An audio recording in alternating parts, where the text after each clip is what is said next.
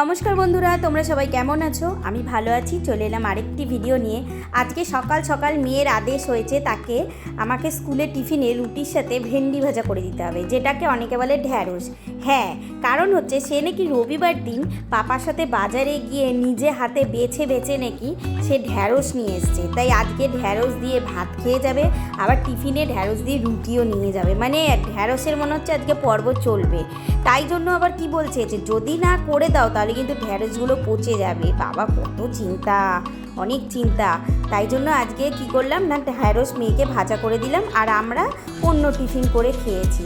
ও মা, তারপরে দেখলাম যে বোতলের তেলটা শেষ হয়ে গেছে, তো তাই জন্য প্যাকেটটা কেটে এই তেলটাকে ভরছি। আর জানো তো, এই তেলের বোতলগুলো আমি অনলাইন থেকে নিয়েছিলাম, 4টে বোতল একসাথে কিনেছিলাম। তো বেশ ভালো তেলের বোতলগুলো। আমি একটাতে রাইস ব্র্যান অয়েল রাখি, একটাতে সর্ষের তেল রাখি, একটাতে রিফাইন্ড অয়েল রাখি, আর একটা রেখে দিয়েছি যে কখনো যদি একটা বোতল নষ্ট হয়ে যায় তো তখন আবার বের করে ইউজ করতে পারবো।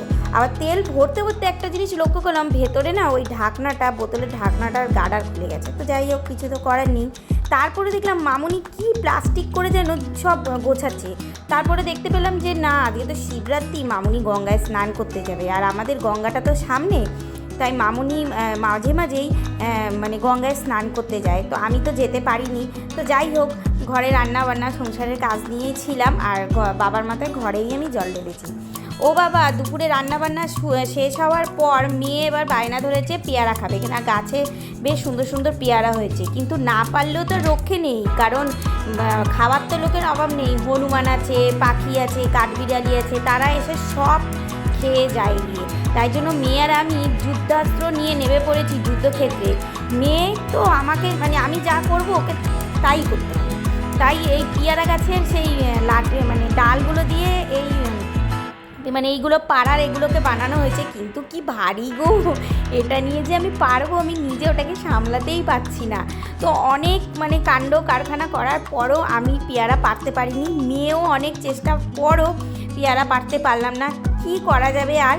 তো এই পেয়ারা পারতে পারতে পাশের বাড়ির দিকে নজর গেল, দেখলাম বাবা বেশ সুন্দর কিন্তু কলা আসছে, ছোট ছোট, দেখতে বেশ ভালোই লাগছে। তো অগত্যা কিছু করার উপায় নাই দেখে এবার দেখতে থাকলাম বাড়ির একটা, দেখলাম যে নয়নতারা গাছ, বেশ সুন্দর সুন্দর ফুল হয়েছে, তার দিকেই তাকিয়ে এলাম। কিছু তো আর করার নেই। আর মেয়েও পেয়ারা না পারতে পেরে যা হয়, ও তারপরে কি করলো, খেলতে আরম্ভ করে দিল। কোথা থেকে কতগুলো পাথর জোগাড় করেছে, ও নাকি স্কুইড গেম খেলবে। তো সেই পাথরগুলো দেখলাম আবার পরে রং টং করে সুন্দর করে গেম খেলার জন্য তৈরি করেছে। তারপর মেয়েকে নিয়ে কটা কুল নিয়ে এলাম। ওর পাপা দেখলাম কুল নিয়ে এসছে, নারকেলি কুল। তো এই নারকেলি কুলগুলো খেতে না বেশ সুন্দর, বেশ মিষ্টি, বেশ ভালোই লাগছে। মেয়েকে দেওয়াতে মেয়ে আবার দেখছি গুনতে আরম্ভ করে দিচ্ছে। কী গুনে গুনে খাচ্ছে কে জানে। তা আমি যখন কামড়ে খাচ্ছি দেখলাম বেশ ভালোই খেতে কুলগুলো। তারপরে ওর পাপাকে দিতে গেলাম। তো দিতে গিয়ে দেখি ভদ্রলোক দেখো চোখগুলোকে কেমন কেমন করছে, মেয়ে ওদিকে নিয়ে রয়েছে, বদমাইশি। দুজনের হেভি কিন্তু মাঝে মাঝে বদমাইশি চলে। তো তাই জন্যই চোখ দুটোকে ওরকম করছে। আর আমি নিয়ে সমানে বলেই যাচ্ছি, কি গো নাও নাও। আর এদিকে দেখছো আরেকজন ডান্স করতে আরম্ভ করে দিয়েছে। কি না কোথায় ফোনে দেখে দেখে ও ডান্স করছে, ওই দেখো, দেখেছো তো। আর আরেকজন কুম্ভ মেলায় যেতে পারেনি দেখে কি কষ্ট, হায় রে, আর কুম্ভ মেলায় যাওয়া হলো না। তো ভিডিওটা আজকে এখানেই শেষ করলাম। তোমাদের কেমন লাগলো কমেন্ট করে জানিও। দেখা হচ্ছে নেক্সট ভিডিওতে। টাটা।